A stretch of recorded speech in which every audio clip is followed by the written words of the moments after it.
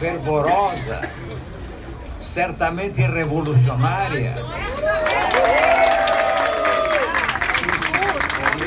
Eu até proporei que a revolução comece aqui hoje à noite. Partamos exatamente dessa airosa praça para passar por cima desse país infeliz e para torná-lo finalmente feliz como ele merece.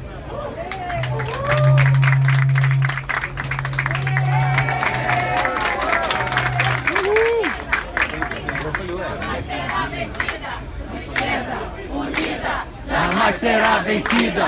Esquerda unida. Ninguém mandou vir aqui. Não, eu estou perfeitamente de acordo. Mas, por razões de honestidade, e, aliás, ao jornalista é preciso sempre pedir que, antes de mais nada, ele seja honesto, para realmente relatar aquilo que Hannah Arendt chamava a verdade factual. Então, pela minha verdade factual, a esquerda brasileira errou demais ao longo da sua história. E somente em momentos muito raros, muito excepcionais, ela mostrou alguma capacidade de chegar ao povo brasileiro. Eu escrevi um livro que se chama O Brasil, anterior a esse que está aqui hoje à noite, para, eu espero, ser fartamente vendido. Que bom, então, tá vendo? Isso me alegra sobremaneira. Então, nesse meu livro, O Brasil, eu me arrisco a desenhar a seguinte situação. O senhor da Casa Grande, ao falecer, entrega o poder a quem? Ao primogênito. Assim manda a lei medieval. E ele é totalmente medieval. A Casa Grande é totalmente medieval. E o primogênito é o herdeiro por direito divino, obviamente. O irmão rejeitado, que é uma espécie de Caim da situação, esse irmão rejeitado declara-se de esquerda para espantar o auditório. Mas ele não é de esquerda. Ele também é da Casa Grande. E eu vejo que inúmeros senhores da esquerda nativa agiam exatamente e continuam a agir exatamente desta maneira. Então, quando, teoricamente, a esquerda chegou ao poder com a vitória de Lula em 2002, empossado em janeiro de 2003, quando a esquerda, teoricamente, chegou ao poder, fez algumas coisas sim, deu alguns passos no sentido da aplicação de uma política social. Mais importante ainda foi criar uma política exterior independente, não mais entregue às vontades do tio Sam. Isso é inegável. Mas em compensação tivemos Meirelles como chefe do Banco Central, por exemplo. E Meirelles, aliás, continua aí. Ele é o homem de todas as estações.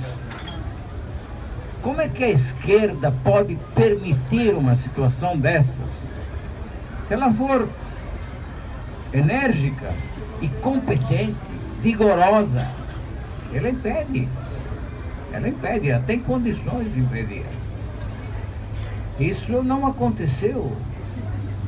A Dilma reeleita para o segundo mandato, foi sugerido que chamasse de novo o Meirelles, dessa vez como ministro da Fazenda. Mesmo posto que ele ocupa no governo Temer. Que esquerda é essa, minha gente? A mim dá pena. Dá muita pena, porque é uma esquerda de enganação. É preciso saber chegar ao povo brasileiro.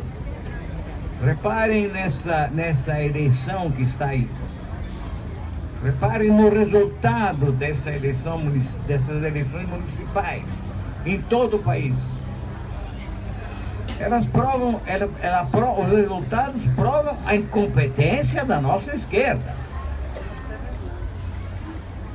A incapacidade de enfrentar os problemas que realmente existem e de motivar o povo, motivar o eleitorado para entrar em cena e dizer a dele o que ele realmente deseja.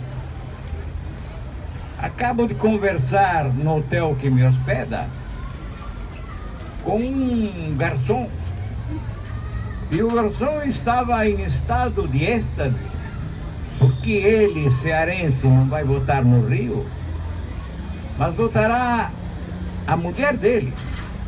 É incrível. E ele estava numa alegria absoluta. Em Brasil, nos bairros pobres, Dória ganhou por larga margem. São Paulo, sim, eu falei aonde? Rio? Não, você falou Brasil. Ah, no Brasil, perdão, mas a esclerose me domina. A idade avançada justifica. Então essa é a situação. Nós somos de esquerda. Bom, sim, é pior que isso, eu sou um carbonário. Sou um carbonário italiano, garibaldino, mazziniano. Isso que eu sou, nas veias, no sangue, um gramsciano empedernido. Sempre fui e nunca deixei de ser. E sempre provei, além de tudo. Agora,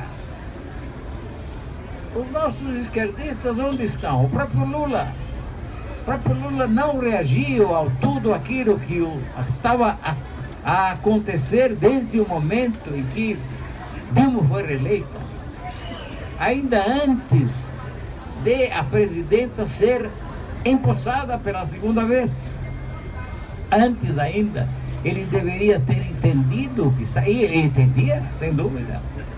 Porque faro político é o que não lhe falta. E mesmo assim, o que se deu?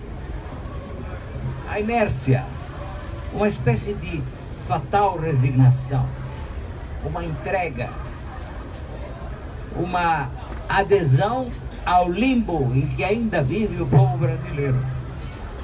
Eu acho que temos de ser realistas diante dos fatos. Aqui é para brigar.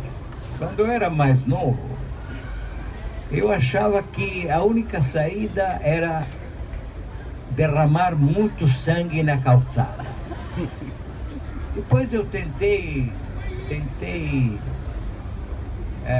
mitigar esses ímpetos juvenis.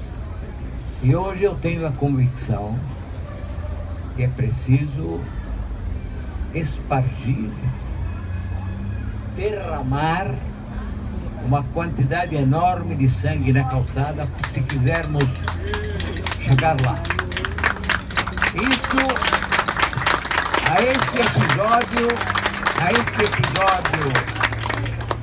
a meu ver, decisivo, porque o sangue na calçada criou as grandes nações. Esse episódio decisivo, eu tenho certeza, não assistirei. Mesmo porque, sinto em dizer isso, quem está aí está muito bem amparado. A quadrilha que no momento está no governo, evidentemente é temporária. Ela tem prazo. Eu acho que não é um prazo longo. Mas a Casa Grande se restabeleceu com muita força.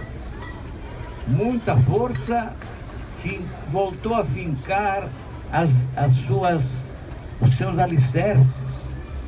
E está aí, a secundar a confirmação da senzala.